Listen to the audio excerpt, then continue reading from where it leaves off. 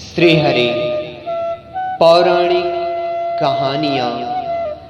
सनातन धर्म प्रेमी बंधु भगिनी, आइए श्रवण करते हैं गीता प्रेस गोरखपुर के द्वारा प्रकाशित यह महान पुस्तक पौराणिक कहानियां। कहानी क्रमांक 12, सोमपुत्री जाम्बवती। इस सृष्टि से पूर्व सृष्टि की बात है। जाम्बवती श्री सोम की पुत्री थी।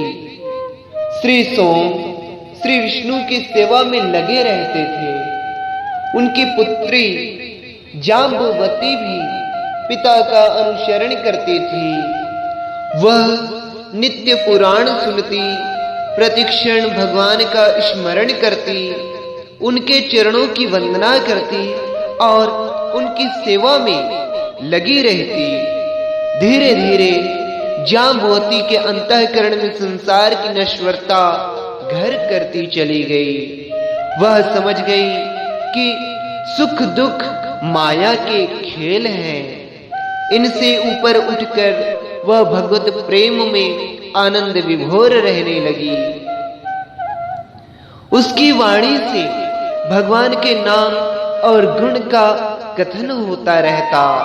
आंखें प्रभु की प्रतीक्षा में रत रहती, कान उनकी मीठी बातें सुनने के लिए उत्सुक रहते, हाथ अर्चना के संभार में लगे रहते और पैर उनकी प्रदक्षिणा में व्यस्त रहते। हृदय में एक ही कामना रह गई थी कि मैं भगवान के चरणों की दासी कैसे बन जाऊं। वह सारा कार्य भगवान के लिए करती थी और संपन्न होने पर उन्हें भगवान को ही समर्पित कर देती थी। ब्राह्मणों और संतों की पूजा में उसे रस मिलता था। एक दिन श्री सोम ने तीर्थ यात्रा का विचार किया।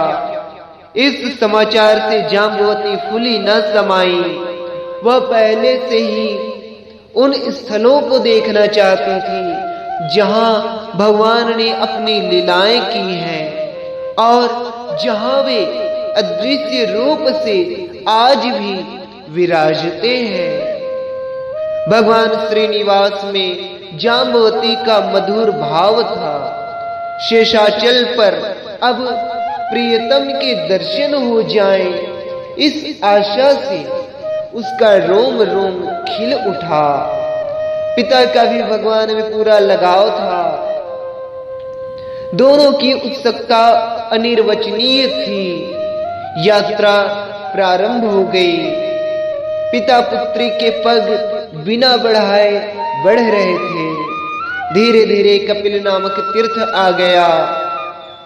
सदगुरु जैगीषव्य की आज्ञा से पिता ने मुंडन कराया, स्नान किया और तीर्थ श्राद्ध किया। फिर विविध प्रकार के दान दिए। इसके बाद सदगुरु ने वेंकटाद्रि का महत्व सुनाया। इससे उन यात्रियों के मन में श्रद्धा का अतिरेक हो गया। वे लोग बहुत प्रेम से इस पवित्र पर्वत पर चढ़ने लगे। सदगुरु जैगीषव्य, नारद, प्रहलाद, पराशर, पुंडरीक आदि महाभागवतों की कथा सुनते रहे। नाम के रस का आस्वादन करते हुए लोग चल रहे थे। सच पूछा जाए तो वे चल नहीं रहे थे, अपितु आनंद वापी में डूब उतरा रहे थे और तरंगे स्वयं उन्हें आगे पहुंचाती जाती थी। जाम्बवती तो मानो आनंद वारिधि में उतराती चली जा रही थी। चढ़ते चढ़ते एक मनोरम तीर्थ आया। जाम्बवती ने पूछा, गुरुदेव, यह कौन सा तीर्थ है? वह कौन भाग्यशाली है जिस पर भगवान ने यहाँ अनुग्रह किया था? इस प्रश्न से जैगीषव्य बहुत प्रसन्न हुए।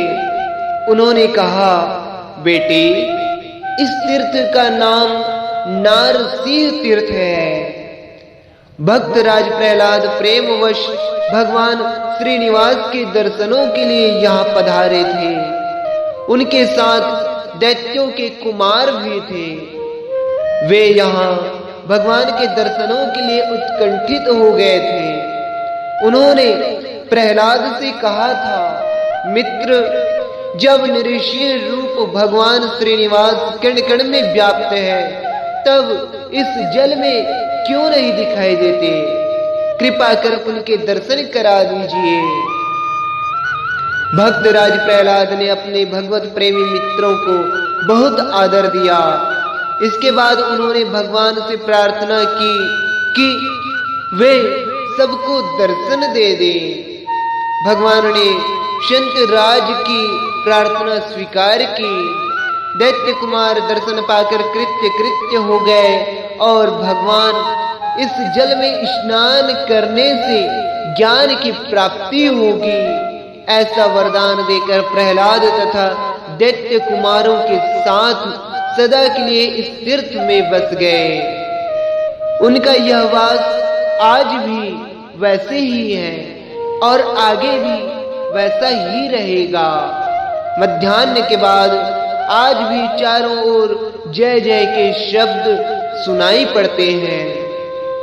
इस इतिहास को सुनकर सबको रोमांच हो आया। सभी को भगवान श्रीनिवास ने दर्शन दिया।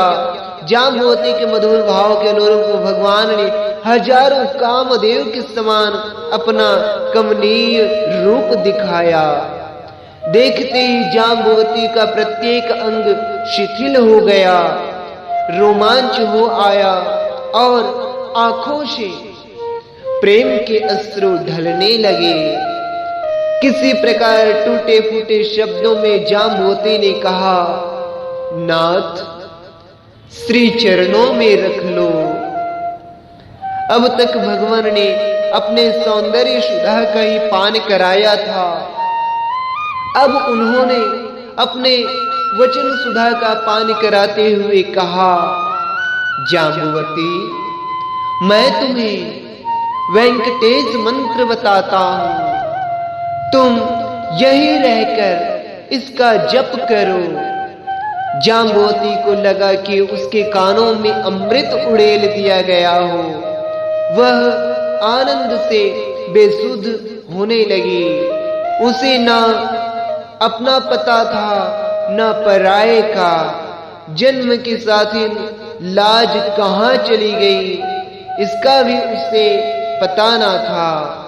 आनंद आवेश में वह नाचने लगी। जाम्बवती के इस नृत्य से सारा ब्रह्मांड रस विभोर हो उठा।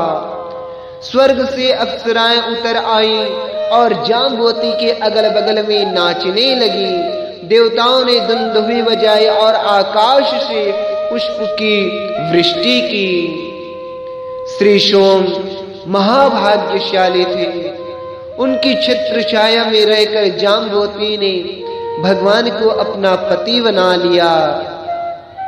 विश्व के नाथ ने विधि के साथ जाम्बवती से विवाह किया।